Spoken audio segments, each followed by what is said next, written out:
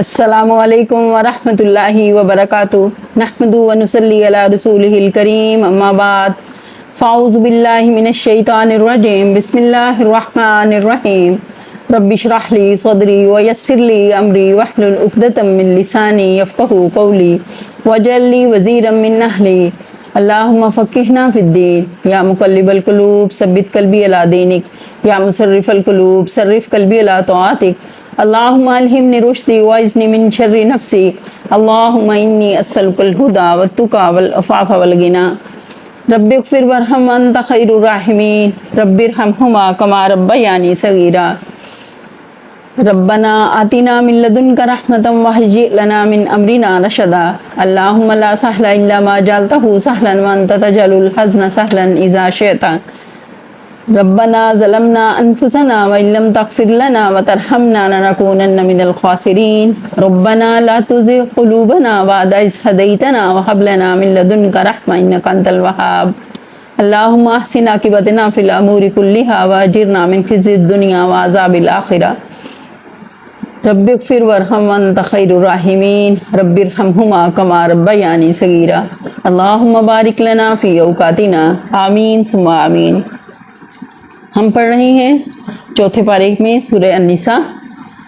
شروع کرتے ہیں اپنے لیسن کو۔ ہم نے آیت 14 نمبر آیت تک پڑھا تھا، آج ہم پڑھیں گے انشاءاللہ آیت نمبر 15۔ اعوذ باللہ من الشیطان الرجیم، میں پناہ مانگتی ہوں اللہ کی شیطان مردود سے۔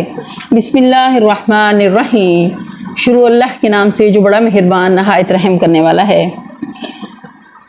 واللاتی یاتین الفاحشۃ من نسائکم فاستشہدوا علیہن اربعۃ منکم فإن شہدوا فامسکوہن فی البیوت حتی یتوفاہن الموت او یجعل اللہ لہن سبیلا۔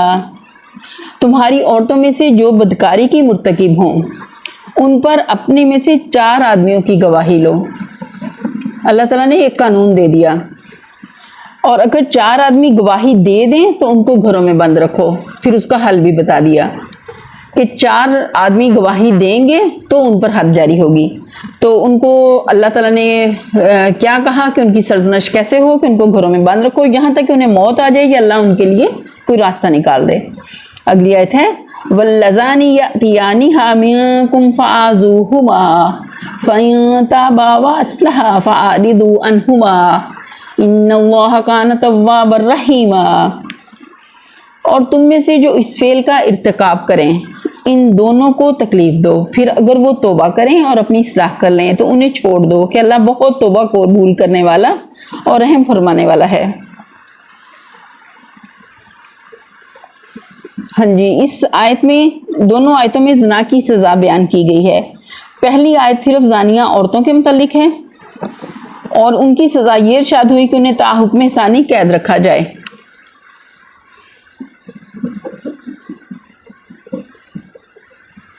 اور دوسری آیت زانی مرد اور زانیہ عورت کے بارے میں ہے کہ دونوں کو اذیت دی جائے، یعنی مارا پیٹا جائے، سخت سخت کہا جائے اور ان کی تذلیل کی جائے۔ زنا کے بارے میں کے متعلق یہ ابتدائی حکم تھا۔ بعد میں سورہ نور کی وہ آیت نازل ہوئی جس میں مرد اور عورت دونوں کے لیے ایک ہی حکم دیا گیا کہ انہیں 100 کوڑے لگائے جائیں۔ اہل عرب چونکہ اس وقت تک کسی باقاعدہ حکومت کے ماتحت رہنے اور عدالت و قانون کے نظام کی اطاعت کرنے کے عادی نہ تھے، اس لیے یہ بات حکمت کے خلاف ہوتی اگر اسلامی حکومت قائم ہوتے ہی ایک قانونی تعزیرات بنا کر دفتن ان پر نافذ کر دیا جاتا، کہ جیسے حضرت عائشہ کا قول بھی آتا ہے کہ اگر قرآن میں احکامات اس طرح آتے کہ یہ کرو اور یہ نہ کرو تو ہم شاید کچھ بھی نہ کر پاتے۔ اور قرآن ایک ہی دفعہ میں نہیں نازل ہوا بلکہ 23 سال کا طویل عرصہ لگا، ذہن سازی کی گئی، پھر احکامات دیے گئے۔ اللہ تعالیٰ نے ان کو رفتہ رفتہ تعزیری قوانین کا خوگر بنانے کے لیے پہلے زنا کے متعلق یہ سزائیں تجویز فرمائیں، پھر بتدریج زنا، قذف اور سرقہ کی حدیں مقرر کی، اور بالآخر اسی بنا پر تعزیرات کا مفصل قانون بنا جو نبی صلی اللہ علیہ وسلم الخلفاء راشدین کی حکومت میں نافذ تھا۔ آگے دیکھتے ہیں انما التوبۃ علی اللہ للذین یعملون السوء بجہالۃ ثم یتوبون من قریب فاولئک یتوب اللہ علیہم وَكَانَ اللَّهُ عَلِيمًا حَكِيمًا۔ ہاں یہ جان لو کہ اللہ پر توبہ کی قبولیت کا حق انہی لوگوں کے لیے ہے جو نادانی کی وجہ سے کوئی برا فعل کر گزرتے ہیں اور اس کے بعد جلد ہی توبہ کر لیتے ہیں۔ ایسے لوگوں پر اللہ اپنی نظر عنایت سے پھر متوجہ ہو جاتا ہے، اور اللہ ساری باتوں کی خبر رکھنے والا اور حکیم و دانا ہے کہ جس سے بھول چوک میں غلطی ہو جائے، لیکن جیسے ہی اسے احساس ہو کہ مجھ سے گناہ ہو گیا ہے، وہ فوراً پلٹ آئے، اللہ کی طرف پلٹ آئے اور سچی توبہ کر لے اور آئندہ کے لیے نہ کرنے کا اللہ سے عہد کرے۔ لیکن انسانی کمزوری کی بنا پہ اگر اس سے دوبارہ بھی ہو جاتا ہے تو وہ پھر کیا ہوتا ہے، پلٹنا ہی اس کے لیے خیر ہے، اور اللہ غفور الرحیم ہے۔ لیکن ڈھٹائی کے ساتھ گناہ کرتے چلے جانا یہ اللہ کو سخت غضبناک کرتا ہے، اس سے بچنے کی ضرورت ہے۔ اگلی آیت دیکھتے ہیں، وَلَيْسَتِ التَّوْبَةُ لِلَّذِينَ يَعْمَلُونَ السَّيِّئَاتِ حَتَّى إِذَا حضر أحدهم الموت قال إني تبت الآن ولا الذين يموتون وهم كفار أولئك أعتدنا لهم عذابا أليما۔ مگر توبہ ان لوگوں کے لیے نہیں ہے جو برے کام کیے چلے جاتے ہیں جیسے ڈھٹائی کے ساتھ، یہاں تک کہ جب ان میں سے کسی کا موت کا وقت آ جاتا ہے، جیسے فرعون کا آیا تھا، غرق ہونے لگا تو کیا کہتا ہے، میں موسیٰ کے رب پر ایمان لایا، تو اللہ تعالیٰ نے پھر کہہ دیا کہ اس وقت ایمان لائے ہو۔ اس وقت وہ کہتا ہے کہ اب میں نے توبہ کی، اور اسی طرح توبہ ان کے لیے بھی نہیں ہے جو مرتے دم تک کافر رہیں۔ ایسے لوگوں کی طرح ہم نے، اللہ تعالیٰ کہتے ہیں، دردناک سزا تیار کر رکھی ہے، دردناک سزا۔ جس کو اللہ دردناک کہہ دیں اس کی شدت میں کیسے کمی ہو سکتی ہے۔ بہت ڈرا دینے والی آیت ہے اور غور و فکر کرنے والی آیت ہے۔ توبہ کے معنی کیا ہیں؟ پلٹنے اور رجوع کرنے کے ہیں۔ گناہ کے بعد بندے کا اللہ سے توبہ کرنا یہ معنی رکھتا ہے کہ ایک غلام جو اپنے آقا کا نافرمان بن کر اس سے منہ پھیر گیا تھا، اب اپنے کیے پر پشیمان ہے اور اطاعت و فرمانبرداری کی طرف پلٹ آیا ہے، اور اللہ کی طرف سے بندے پر توبہ یہ معنی رکھتی ہے کہ غلام کی طرف سے مالک کی نظر عنایت جو پھر گئی تھی وہ اثر نو اس کی طرف متوجہ ہو گئی۔ اللہ تعالیٰ اس آیت میں فرماتے ہیں کہ میرے ہاں معافی صرف ان بندوں کے لیے ہے جو قصدن نہیں بلکہ نادانی کی بنا پر قصور کرتے ہیں، بھول چوک میں ان سے گناہ ہو جاتے ہیں، اور جب آنکھوں پر سے جہالت کا پردہ ہٹتا ہے تو شرمندہ ہو کر اپنے قصور کی معافی مانگ لیتے ہیں۔ ایسے بندے جب بھی غلطی پر نادم ہو کر اپنے آقا کی طرف پلٹیں گے تو اس کا دروازہ کھلا پائیں گے، مگر یہ ان کے لیے نہیں ہے جو اپنے اللہ سے بے خوف اور بے پرواہ ہو کر تمام عمر گناہ پر گناہ کیے جائیں اور پھر عین اس وقت جب موت کا فرشتہ سامنے کھڑا ہو معافی مانگنے لگے۔ اسی مضمون کو نبی صلی اللہ علیہ وسلم نے ان الفاظ میں بیان کیا ہے کہ اللہ بندے کی توبہ اس وقت تک قبول کرتا ہے جب تک کہ آثار موت شروع نہ ہو، کیونکہ امتحان کی مہلت جب پوری ہو گئی اور کتاب زندگی ختم ہو چکی تو اب پلٹنے کا کون سا موقع ہے۔ اسی طرح جب کوئی شخص کفر کی حالت میں دنیا سے رخصت ہو جائے اور دوسری زندگی کی سرحد میں داخل ہو کر اپنی آنکھوں سے دیکھ لے کہ معاملہ اس کے برعکس ہے، جو دنیا میں وہ سمجھتا رہا، تو اس وقت معافی مانگنے کا کوئی موقع نہیں۔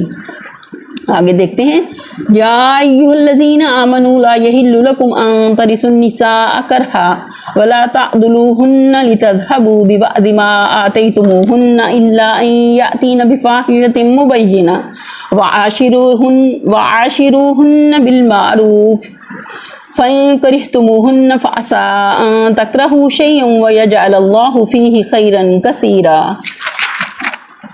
اے لوگو جو ایمان لائے ہو، تمہارے لیے یہ حلال نہیں کہ زبردستی عورتوں کے وارث بن بیٹھو، اور نہ یہ حلال ہے کہ انہیں تنگ کر کے اس مہر کا کچھ حصہ اڑا لینے کی کوشش کرو جو تم انہیں دے چکے ہو۔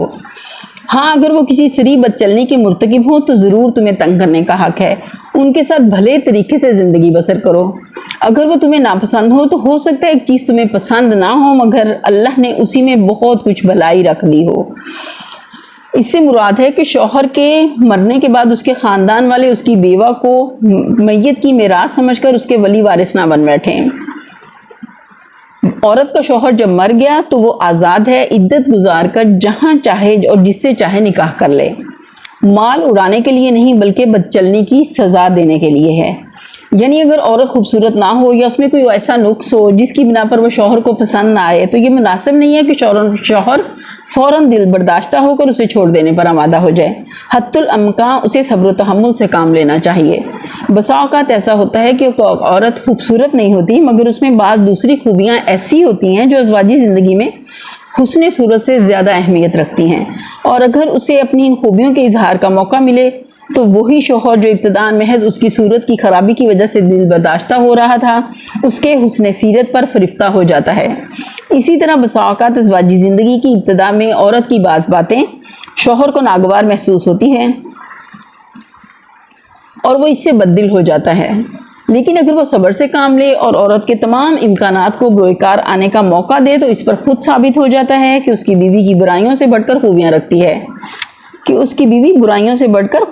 لہذا یہ بات پسندیدہ نہیں ہے کہ آدمی ازواجی تعلق کو منقطع کرنے میں جلد بازی سے کام لے۔ طلاق بالکل آخری چارہ کار ہے جس کو ناگزیر حالات میں ہی استعمال کرنا چاہیے۔ نبی صلی اللہ علیہ وسلم کا ارشاد ہے کہ یعنی طلاق اگرچہ جائز ہے مگر تمام جائز کاموں میں اللہ کو سب سے زیادہ ناپسند اگر کوئی چیز ہے تو وہ طلاق ہے۔ دوسری حدیث میں آپ نے فرمایا یعنی نکاح کرو اور طلاق نہ دو، کیونکہ اللہ ایسے مردوں اور عورتوں کو پسند نہیں کرتا جو بھنورے کی طرح پھول پھول کا مزہ چکھتے پھریں۔ اگلی آیت دیکھتے ہیں، وَإِنْ أَرَدْتُمُ اسْتِبْدَالَ زَوْجٍ مَّكَانَ زَوْجٍ وَآتَيْتُمْ إِحْدَاهُنَّ قِنطَارًا فَلَا تَأْخُذُوا مِنْهُ شَيْئًا أَتَأْخُذُونَهُ بُهْتَانًا وَإِثْمًا مُّبِينًا۔ اور اگر تم ایک بیوی کی جگہ دوسری بیوی لے آنے کا ارادہ ہی کر لو تو خواہ تم نے اسے ڈھیر سا مال ہی کیوں نہ دیا ہو۔ دیکھیں اللہ تعالیٰ نے کہا ہے کہ اس موقع پر بھی احسان کا معاملہ کیا جائے کہ اگر تم اسے نکاح کے وقت میں کچھ دے چکے ہو مال ڈھیر تو کیا ہے اس میں سے کچھ واپس نہ لینا۔ اور اس کی حدیث میں بہت بری مثال دی گئی کہ یہ ایسے ہی ہے کوئی جو چیز توفتاً دے دی جائے اور اس کو واپس لینا کیسا ہے۔ نبی صلی اللہ علیہ وسلم نے کہا جیسے کتے نے کیا کی پھر اس کو چاٹ لیا۔ آگے ہے کہ کیا تم اسے بہتان لگا کر اور سری ظلم کے ساتھ واپس لوگے۔ ہمارے معاشرے میں یہ چیز بہت زیادہ ہے کہ ایک ایک چیز گن کر چھین لی جاتی ہے، زیور، کپڑے، جو چیز شادی میں بیوی کو دیا جاتا ہے شادی کے نام پہ، کچھ عرصے کے بعد اگر آپس میں میاں بیوی کی انبن ہو گئی اور کچھ مہینوں یا سال کے بعد علیحدگی ہو گئی تو ہر چیز واپس لے لی جاتی ہے، جو بہت زیادہ کبھی جرم کہہ لیں اللہ کے نزدیک، اس سے بچنے کی ضرورت ہے۔ اگلی آیت ہے وَكَيْفَ تَأْخُذُونَهُ وَقَدْ أَفْضَىٰ بَعْضُكُمْ إِلَىٰ بَعْضٍ وَأَخَذْنَ مِنْكُمْ مِيثَاقًا غَلِيظًا۔ اور آخر تم اسے کس طرح لے لو گے جبکہ تم ایک دوسرے سے لطف اندوز ہو چکے ہو اور وہ تم سے پختہ عہد لے چکی ہیں۔ پختہ عہد سے مراد نکاح ہے کیونکہ وہ حقیقت میں ایک مضبوط پیمان و وفا ہے جس کے استحکام پر بھروسہ کر کے ہی ایک عورت اپنے آپ کو مرد کے حوالے کرتی ہے۔ اب اگر مرد اپنی خواہش سے اس کو توڑتا ہے تو اسے وہ معاوضہ واپس لینے کا حق نہیں ہے جو اس نے معاہدہ کرتے وقت پیش کیا تھا۔ سورہ بقرہ میں بھی ہم نے اس کی تفصیل دیکھی تھی، اسے دیکھ لیتے ہیں۔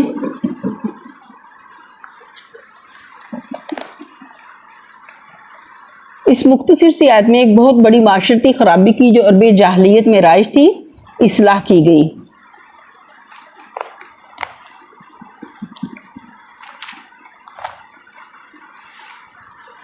یعنی مہر اور وہ زیور کپڑے وغیرہ جو شوہر اپنی بیوی کو دے چکا ہو ان میں سے کوئی چیز بھی واپس مانگنے کا اسے حق نہیں۔ یہ بات ویسے بھی اسلام کے اخلاقی اصولوں کی ضد ہے کہ کوئی شخص کسی ایسی چیز کو جسے وہ دوسرے کو ہبہ یا تحفہ کے طور پر دے چکا ہو واپس مانگے۔ اس ذلیل حرکت کو حدیث میں اس کتے کے فعل کی تشبیہ دی گئی جو اپنی ہی قے کو خود چاٹ لے، مگر خصوصیت کے ساتھ ایک شوہر کے لیے یہ بہت ہی شرمناک ہے کہ وہ طلاق دے کر رخصت کرتے وقت اپنی بیوی سے وہ سب کچھ رکھوا لینا چاہتا ہے جو اس نے کبھی اسے دیا تھا۔ اس کے برعکس اسلام نے یہ اخلاق سکھائے ہیں کہ آدمی جس عورت کو طلاق دے اسے رخصت کرتے وقت بھی کچھ نہ کچھ دے کر رخصت کرے، جیسا کہ اگلی آیت میں بھی ہے کہ اس وقت میں بھی احسان کا معاملہ کرے۔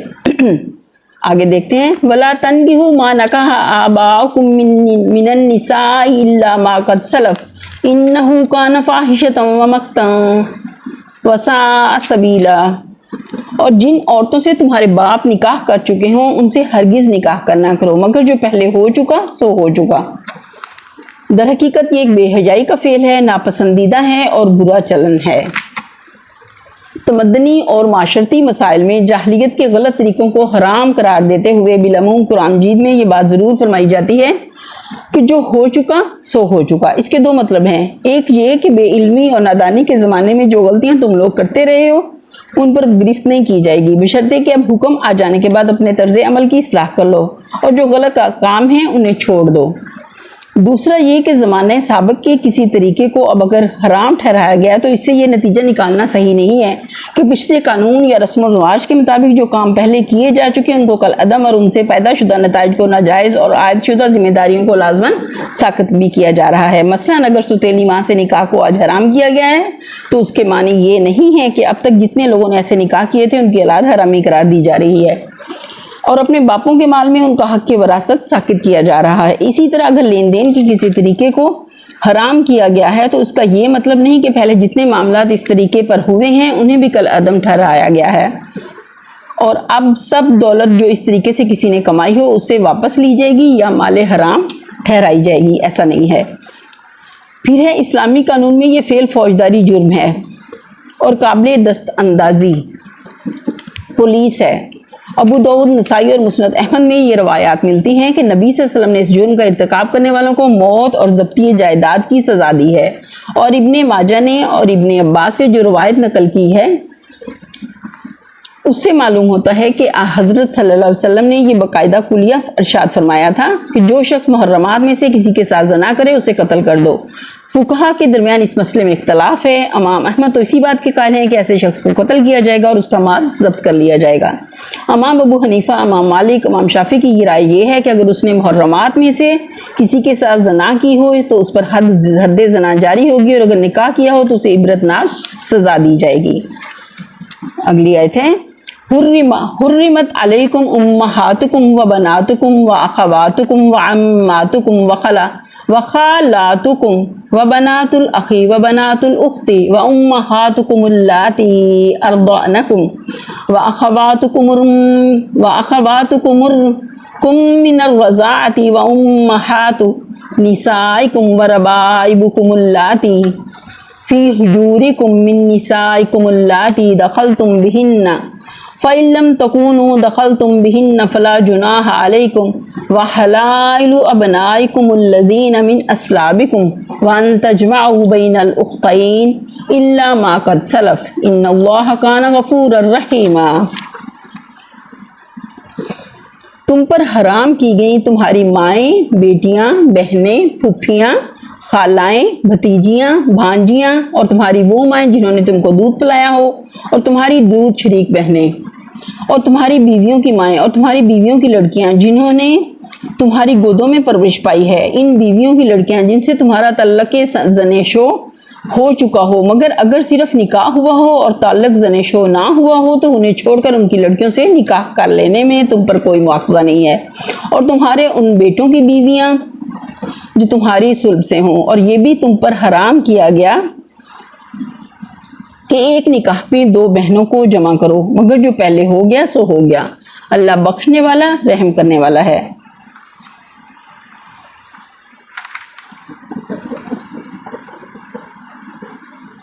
جی،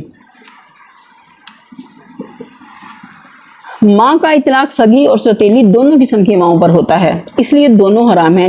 اسی حکم میں باپ کی ماں اور ماں کی بھی ماں شامل ہے۔ اس امر میں اختلاف ہے کہ جس عورت سے باپ کا ناجائز تعلق ہو چکا ہو وہ بھی بیٹے پر حرام ہے یا نہیں۔ سلف میں بعض اس کی حرمت کے قائل نہیں ہیں اور بعض اسے بھی حرام قرار دیتے ہیں، بلکہ ان کے نزدیک جس عورت کو باپ نے شہوت سے ہاتھ لگایا ہو وہ بھی بیٹے پر حرام ہے۔ اسی طرح سلف میں اس امر پر بھی اختلاف رہا ہے کہ جس عورت سے بیٹے کا ناجائز تعلق ہو چکا ہو وہ باپ پر حرام ہے یا نہیں، اور جس مرد سے ماں یا بیٹی کا ناجائز تعلق رہا ہو بعد میں ہو جائے اس سے نکاح ماں اور بیٹی دونوں کے لیے حرام ہے یا نہیں۔ اس باب میں فقیہانہ بحثیں بہت طویل ہیں، مگر یہ بات بعدنا تعامل سمجھ میں آ سکتی ہے کہ کسی شخص کے نکاح میں ایسی عورت کا ہونا جس پر اس کا باپ یا اس کا بیٹا بھی نظر رکھتا ہو یا جس کی ماں یا بیٹی پر بھی اس کی نگاہ ہو ایک سال معاشرت کے لیے کسی طرح مناسب نہیں ہو سکتا۔ شریعت الہی کا مزاج اس معاملے میں ان قانونی موشگافیوں کو قبول نہیں کرتا جن کی بنا پر نکاح اور غیر نکاح اور قبل نکاح اور بعد نکاح اور لمس اور نظر وغیرہ میں فرق کیا جاتا ہے۔ سیدھی اور صاف بات یہ ہے کہ خاندانی زندگی میں ایک ہی عورت کے ساتھ باپ اور بیٹے کے یا ایک ہی مرد کے ساتھ ماں اور بیٹی کے شہوانی جذبات کا وابستہ ہونا سخت مفاسد کا موجب ہے اور شریعت اسے ہرگز برداشت نہیں کر سکتی۔ نبی صلی اللہ علیہ وسلم کا ارشاد ہے کہ ماں اور بیٹی دونوں اس پر حرام ہیں۔ جس شخص نے کسی عورت کے اعضائے صنفی پر نظر ڈالی اس کی ماں اور بیٹی دونوں اس پر حرام ہیں۔ خدا اس شخص کی صورت دیکھنا پسند نہیں کرتا جو بیک وقت ماں اور بیٹی دونوں کے اعضائے صنفی پر نظر ڈالے۔ ان روایات سے شریعت کا منشا صاف واضح ہو جاتا ہے۔ پھر بیٹی کے حکم میں پوتی اور نواسی بھی شامل ہیں۔ البتہ اس امر میں اختلاف ہے کہ ناجائز تعلقات کے نتیجے میں جو لڑکی ہوئی ہو وہ بھی حرام ہے یا نہیں۔ اب امام ابو حنیفہ، مالک، امام احمد بن حنبل رحمہ اللہ کے نزدیک وہ بھی جائز بیٹی کی طرح محرمات میں سے ہیں، اور امام شافعی کے نزدیک وہ محرمات میں سے نہیں ہیں۔ مگر در حقیقت یہ تصور بھی ذوق سلیم پر بار ہے کہ جس لڑکی کے متعلق آدمی یہ جانتا ہو کہ وہ اسی کے نطفے سے پیدا ہوئی ہے، اس کے ساتھ نکاح کرنا اس کے لیے جائز ہو۔ آگے ہے کہ سگی بہن اور ماں شریک اور باپ شریک تینوں اس حکم میں یکساں ہیں۔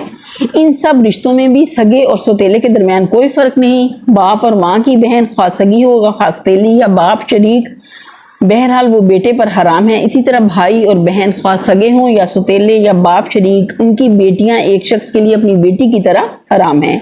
اس امر پر امت میں اتفاق ہے کہ ایک لڑکے یا لڑکی نے جس عورت کا دودھ پیا ہو اس کے لیے وہ عورت ماں کے حکم میں اور اس کا شوہر باپ کے حکم میں ہے، اور تمام وہ رشتے جو حقیقی ماں اور باپ کے تعلق سے حرام ہوتے ہیں اور رضائی ماں اور باپ کے تعلق سے بھی حرام ہو جاتے ہیں۔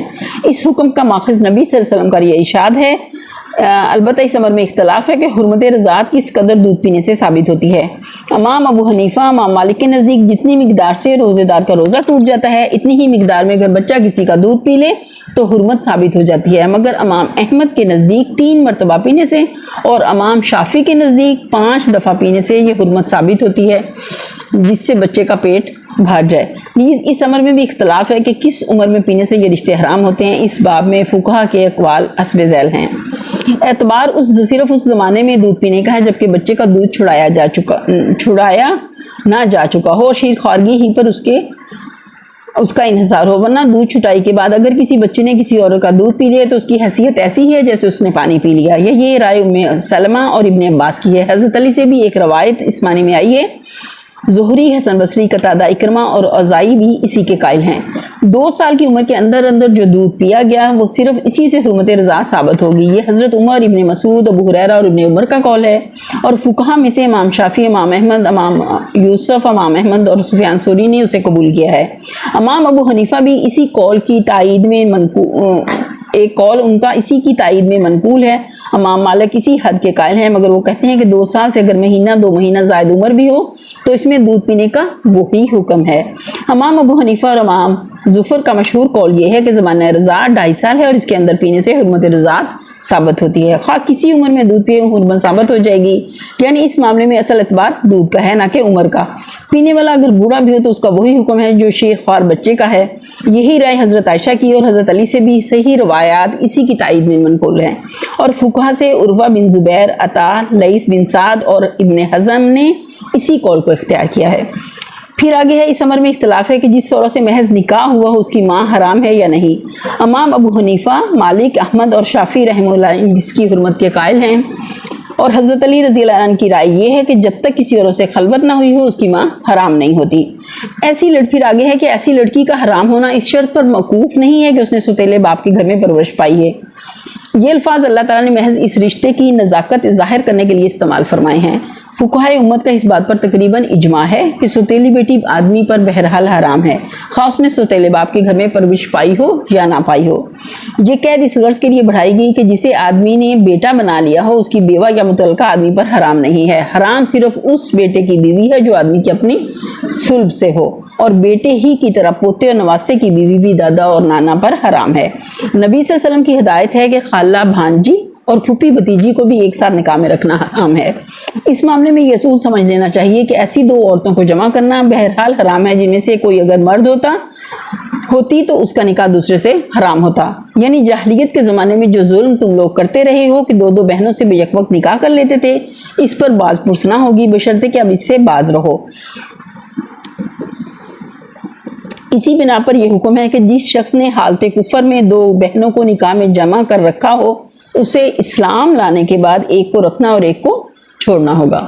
یہیں پر ہم اپنے لیسن کا اختتام کرتے ہیں۔ سورہ نساء ہماری اللہ کی رحمت سے ختم ہوئی، 4 سپارے ہمارے اللہ کی رحمت اور اس کے فضل کے ساتھ پورے ہوئے۔ اگلے دفعہ میں انشاءاللہ ہم سورہ 5واں سپارہ شروع کریں گے، اسی میں سورہ نساء کو کمپلیٹ کریں گے 5ویں سپارے سے۔ اللہ تعالی ہمیں اپنے اس سفر، تعلیمی سفر کو سورہ ناس تک بخیر و عافیت سے پہنچائے اور ہماری اس کوشش میں برکت ڈال دے اور قرآن کو ہر ہاتھ اور ہر دل تک پہنچانے کا ذریعہ بنا دے۔ اے باری تعالیٰ، جو کچھ ہم نے سنا ہمیں اس پر عمل کرنے والا بنا اور قرآن ہمارے عملوں میں ڈھال دے۔ ہمیں اپنے پسندیدہ بندوں میں شامل کرنے، ہمیں اپنے غضب سے بچا لینا، ہمیں اپنی رحمت سے ڈھانپ لینا۔ اے اللہ، تو ہمارے اعمال کو نہیں دیکھنا، اپنی رحمت کو دیکھنا۔ وآخر دعوانا الحمد للہ رب العالمین۔ سبحان ربک رب العزت عما یصفون وسلام علی المرسلین والحمد للہ رب العالمین۔ آمین ثم آمین یا رب العالمین۔ السلام علیکم ورحمۃ اللہ وبرکاتہ۔